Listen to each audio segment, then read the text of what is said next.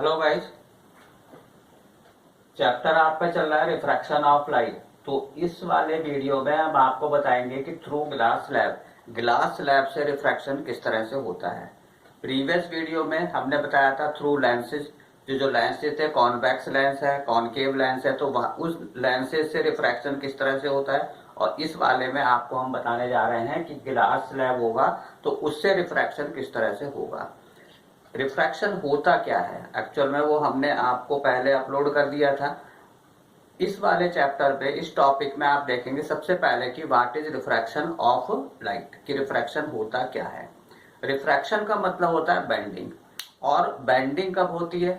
अब देखिए, आप ध्यान से समझिएगा इस टॉपिक को। जैसे सपोज करिए कि हम रोड पे जा रहे हैं, ठीक है, और जब रोड पे जा रहे हैं, रोड हमारी बिल्कुल खाली है, तो हम सीधे चलते चले जाते हैं, कोई भी हम अपना पाथ को हम क्या करते हैं, टर्न नहीं लेते हैं। बट अगर सामने से कोई चीज आ जाती है, कोई व्यक्ति ही आ रहा है या कोई व्हीकल आ रहा है, तो हम अपने रास्ते को, पाथ को थोड़ा सा क्या करते हैं, टर्न कर देते हैं। मतलब हमारा जो पाथ है वो बैंड हो जाता है। तो सेम थिंग यहाँ पर है। क्या है कि अगर मान लीजिए एक मीडियम है और एक मीडियम से other medium, one medium to other medium में अगर लाइट हमारी क्या हो रही, पास हो रही है, तो वो क्या हो जाएगी, बैंड हो जाएगी। अभी आप फिगर से समझिएगा, ये हमने एक स्लैब बनाया है, ये ग्लास स्लैब है ये, ठीक है। क्या है ये, ग्लास स्लैब है। ये आपका जी हो गया, जी फॉर ग्लास, और यहाँ पे क्या हो गया, ए लिखा है, तो ए फॉर क्या है, यहाँ पे एयर है, ठीक है। अब देखिए जरा ध्यान से कि ये एक क्या है, रे आई, तो ये जो लाइट रे आ रही है, तो इस रे को हम लोग क्या बोलते हैं, इंसिडेंट रे बोलते हैं। ये आपको पता होना चाहिए कि जो भी लाइट आती है, आने वाली जो लाइट होती है, वो हमेशा क्या होती है, वो इंसिडेंट रे कहलाती है। अगर ये स्लैब नहीं होता, अगर ये स्लैब नहीं होता, तो इस रे का क्या होता, ये रे इस तरह से जा रही होती है,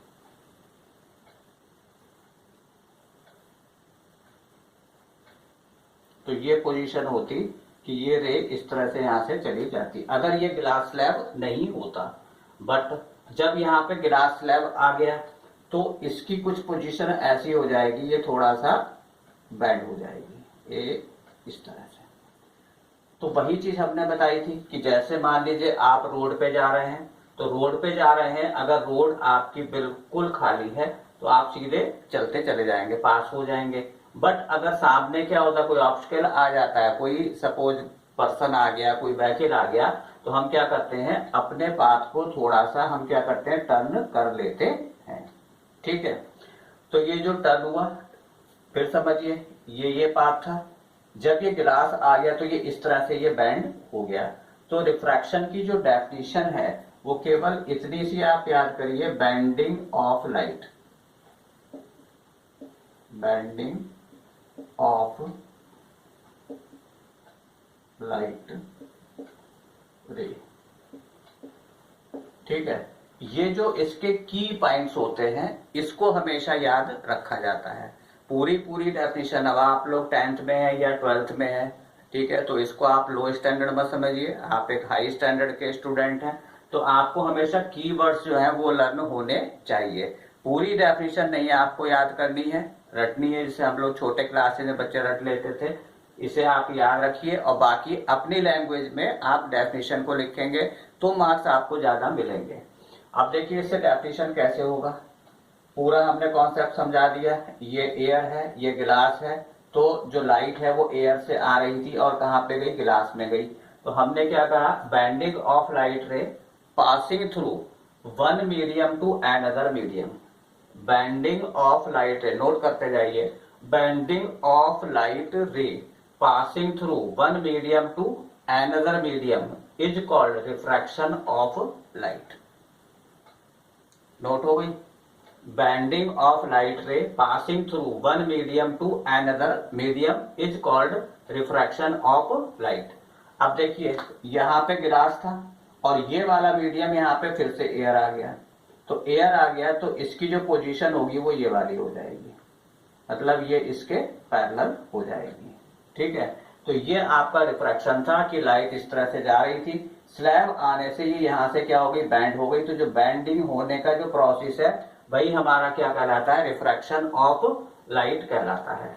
ठीक है, अच्छा, ये यहाँ पे जो पॉइंट आया ये कहलाता है पॉइंट ऑफ इंसिडेंस। यहाँ पे हम एक नॉर्मल बना रहे हैं। ठीक है, नॉर्मल का मतलब होता है आपका 90 डिग्री, ये बना लिया। एक यहाँ पे भी नॉर्मल बना लीजिए आप, ये नॉर्मल बन गया। ठीक है, ये दो नॉर्मल हमने बना दिए। अब जितने भी इसके पार्ट्स हैं वो समझिए कि पार्ट्स इसके क्या क्या हैं। देखिए, ये वाली जो रे है ये हमने क्या बताई थी आपको, इंसिडेंस रे।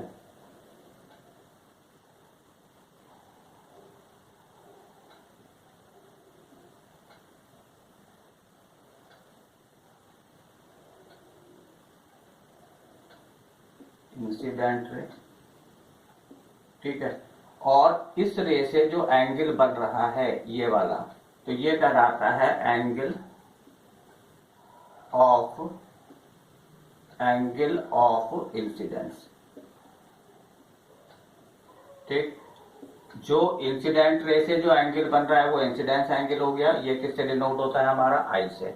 अब ये वाली जो रे आ रही है ये रिफ्रैक्शन हो रहा है, तो रिफ्रैक्शन के बाद इसको हम बोलेंगे रिफ्रैक्टेड रे। क्या बोलेंगे, रिफ्रैक्टेड रे। और रिफ्रैक्टेड रे और नॉर्मल, इनके बीच में जो एंगल बन रहा है ये वाला, तो ये जो एंगल होता है ये हमारा किससे डिनोट होता है, आर से डिनोट होगा। क्या होगा, आर से डिनोट होगा। और इस वाले एंगल को हम बोलेंगे एंगल ऑफ रिफ्रैक्शन। तो जो इंसिडेंस रे से हमारा एंगल बन रहा है वो एंगल ऑफ इंसिडेंस है, जो रिफ्रैक्टेड रे से बन रहा है वो हमारा क्या है, एंगल ऑफ रिफ्रैक्शन है। अब यहाँ पे जो ये रे मिल रही है आपको, तो ये वाली जो रे है ये कहलाती है इमर्जेंट रे, जो इमर्ज हो रही है, इमर्जेंट रे। और इससे जो आपका एंगल बन रहा है ये वाला, ठीक है, तो ये कहलाता है आपका एंगल ऑफ इमर्जेंस। क्या कहलाता है, एंगल ऑफ इमर्जेंस। फिर से समझिए, रे कितनी है यहाँ पे, 3 है। इंसिडेंट रे, रिफ्रैक्टेड रे और यहाँ पे कौन सी, इमर्जेंट रे। इंसिडेंस रे से जो एंगल बना वो एंगल ऑफ इंसिडेंस है, रिफ्रैक्टेड रे से बना वो एंगल ऑफ रिफ्रैक्शन है, इमर्जेंट रे से बना वो एंगल ऑफ इमर्जेंट हो जाएगा। डिनोटेड बाई क्या होगा, ई। जो फर्स्ट लेटर है आई, आर एंड ई, ये हो गया, ये आपका नॉर्मल हो गया। और ये जो आपको पॉइंट दिया हुआ है यहाँ पे ये कहलाता है पॉइंट ऑफ इंसिडेंस। क्या कहलाता है ये, पॉइंट ऑफ इंसिडेंस।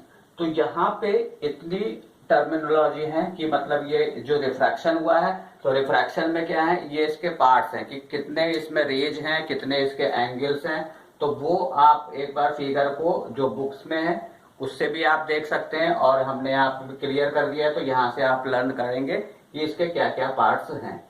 अब इसमें ध्यान से देखिएगा, जिस तरह से रिफ्लेक्शन हमने पढ़ा था, तो रिफ्लेक्शन में था लॉज ऑफ रिफ्लेक्शन, तो सेम थिंग यहाँ पे है, यहाँ पे भी लॉज ऑफ क्या होंगे, रिफ्रैक्शन होंगे। तो सबसे पहली जो डेफिनेशन आपकी आएगी वो डेफिनेशन किस चीज की है आपकी, रिफ्रैक्शन ऑफ लाइट की। चलिए यहाँ पे लिख देते हैं। सेकंड जो आपकी डेफिनेशन क्या आएगी, लॉज आएंगे यहाँ पे, तो ये हो जाएंगे आपके laws of refraction, laws of refraction. तो ये जो लॉज है, सबसे फर्स्ट लॉ इसका क्या होगा, 2 लिख देते हैं, यहाँ पे 1 है।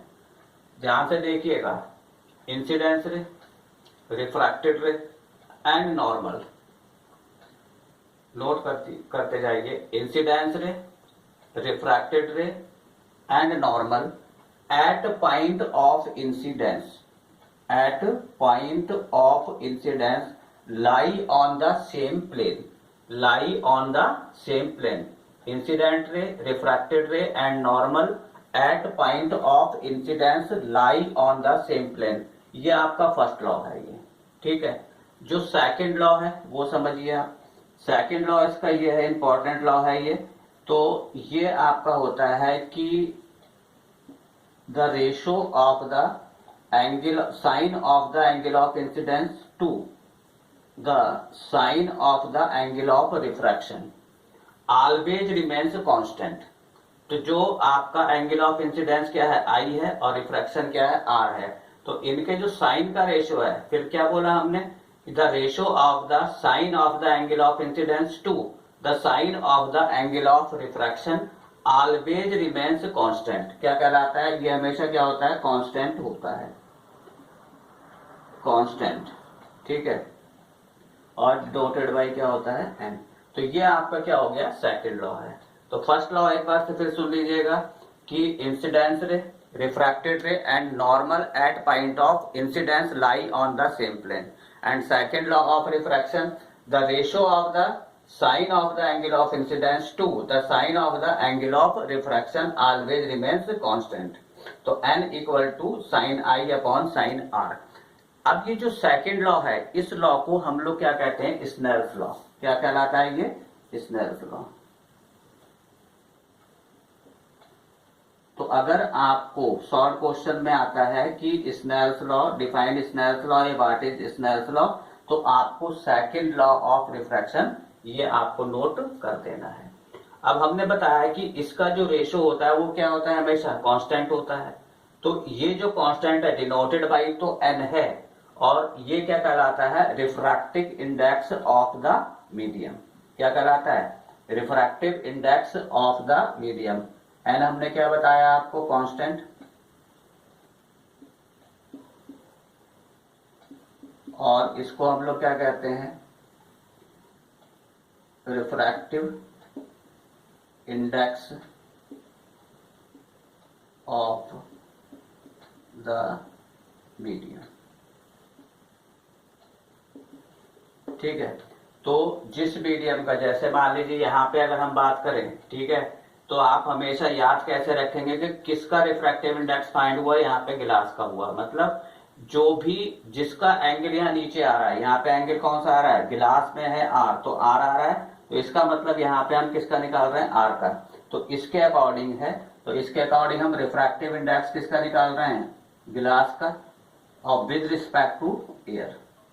तो इसको आप पढ़ेंगे कैसे, रिफ्रैक्टिव इंडेक्स ऑफ गिलास विद रिस्पेक्ट टू एयर, इस तरह से इसको पढ़ा जाता है ये, ठीक है। तो जिस मीडियम का एंगल नीचे होगा तो वही हमारा क्या कहलाएगा, उसी का रिफ्रैक्टिव इंडेक्स फाइंड होगा, ठीक। अब ध्यान से देखिए, ये तो आपका रिफ्रैक्शन हमने आपको समझा दिया कि what is refraction of light and laws of refraction, और second law is called Snell's law. अब व्हाट इज रिफ्रैक्टिव इंडेक्स, अभी इसको हम डिफाइन करेंगे, ठीक है। अब इसमें कंडीशंस देखिए क्या क्या कंडीशंस होती हैं कि जब गिलास स्लैब से रिफ्रैक्शन हो रहा है तो वहां पे जो एंगल ऑफ इंसिडेंस है, ये पॉइंट्स अलग से हम आपको लिख दे रहे हैं कि जो एंगल ऑफ इंसिडेंस है आई, ये क्या होना चाहिए, ग्रेटर और इक्वल देन 30 होना चाहिए। कम से कम इतना होगा तब रिफ्रैक्शन पॉसिबल है, इससे कम होगा तो हो सकता है कि रिफ्रैक्शन ना हो। क्यों, देखिए ध्यान से, सपोज ये एंगल इस समय 30 है, तो जो एंगल ऑफ रिफ्रैक्शन है आर है वो इस तरह से आ रहा है। अगर इसको हम और कम कर दें तो कम करने पे ये पोजीशन आ सकती है, आर जो है नॉर्मल की जगह आ जाए, मतलब नॉर्मल और जो आपका रिफ्रैक्टेड रे है ये एक जगह आ जाए, ओवरलैप कर जाए। तो ओवरलैप करने पे जो आर है वो 0 हो जाएगा। कितना हो जाएगा, 0। और यहाँ पे साइन 0 कितना होता है, 0। तो जब साइन 0 0 हो जाएगा तो रिफ्रैक्टिव इंडेक्स क्या हो जाएगा, इनफाइनाइट हो जाएगा। इसलिए ये कंडीशन है कि आई की जो वैल्यू है वो कितनी होनी चाहिए आपकी, ग्रेटर एंड इक्वल देन 30, ठीक है। दूसरी चीज ये हमने बताया कि ये आपको यहाँ पे क्या दिया हुआ, इंसिडेंस रे है और ये इमरजेंट रे है। तो ये देखिए ध्यान से, इस तरह से ये आ रही है, इसके पैरेलल है। तो आई की, ई की जो वैल्यू है वो हमेशा आई की वैल्यू के इक्वल होगी। ये आपके पॉइंट्स हैं, इन पॉइंट्स को आप क्या करेंगे, अपने माइंड में सेट कर लीजिए। ये 1 मार्क्स के क्वेश्चन में एमसीक्यू में पूछ लिया जाता है, ठीक है। ए फॉर अगर याद हो, हमने क्या बताया था, यहाँ पे एयर है, यहाँ पे ये गिलास है और यहाँ पे भी क्या है आपका एयर है। एक ये चीज आपको लर्न करने की हो गई। एक क्वेश्चन आपका बोर्ड में इस तरह से ये कई बार आ चुका है कि जैसे सपोज आपको यहाँ पे एक गिलास स्लैब हमने बना के दे दिया है, ठीक है, और यहाँ पे हमने आपको एक इंसिडेंस रे बना दी, ठीक है, और ये इंसिडेंस रे यहाँ पे क्या है आपकी नॉर्मली इंसिडेंस हो रही है, मतलब क्या हुआ 90 डिग्री पे ये क्या हो रही है ग्लास स्लैब पे इंसिडेंस हो रही है। अब आपका क्या होता है, ये फिगर आपका प्रिंटेड है क्वेश्चन पेपर में और आपसे ये पूछा जाएगा, कहा जाएगा कि कंप्लीट द डायग्राम, रे diagram and mentioned refracted ray and emergent रे, and mention refracted ray and emergent रे। तो कभी भी जब कोई लाइट रे परपेंडिकुलर मतलब 90 डिग्री पे इंसिडेंस होगी तो उस कंडीशन में क्या होगा, इसमें कोई भी डेविएशन नहीं होगा, ठीक है, ये इस तरह से ये पास हो जाएगी, कोई भी रिफ्रैक्शन यहाँ पे नहीं होगा, refraction does not take place, ठीक है।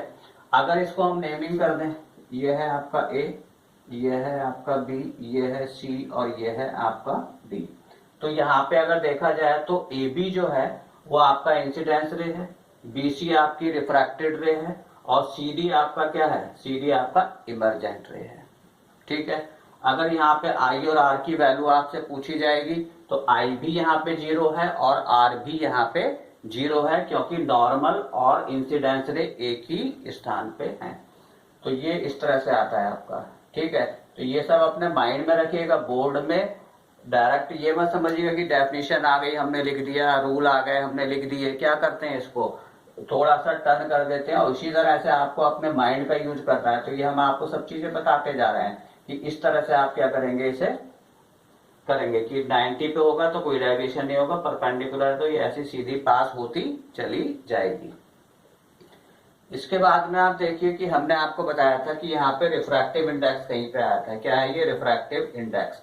इसकी डेफिनेशन जो है वो आप जरूर नोट कर लीजिएगा, रिफ्रैक्टिव इंडेक्स। देखिए ध्यान से क्या कहा था हमने, कीवर्ड्स आपको याद करने हैं कि बेंडिंग ऑफ लाइट रे is called refraction of light, ठीक है। अब जो रिफ्रैक्टिव इंडेक्स है तो रिफ्रैक्टिव इंडेक्स ये होता है bending ability, bending ability of light, ठीक है। अब देखिए यहाँ पे क्या था, bending of light ray passing through one medium to another is called refraction of light.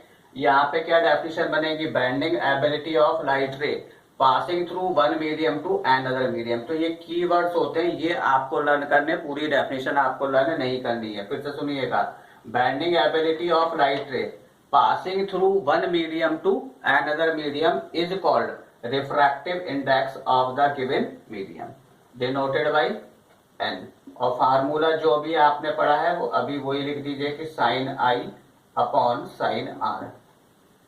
अभी से मतलब इसलिए बोला है हमने आपको क्योंकि रिफ्रैक्टिव इंडेक्स फाइंड करने के केवल एक यही फार्मूला नहीं है, इसके बहुत सारे फार्मूले हैं जो रिफ्रैक्टिव इंडेक्स हमें फाइंड करते हैं। ये तो हमने एंगल के हिसाब से लिया था, स्पीड के हिसाब से भी होता है, डेप्थ के हिसाब से भी होता है, तो अलग अलग है।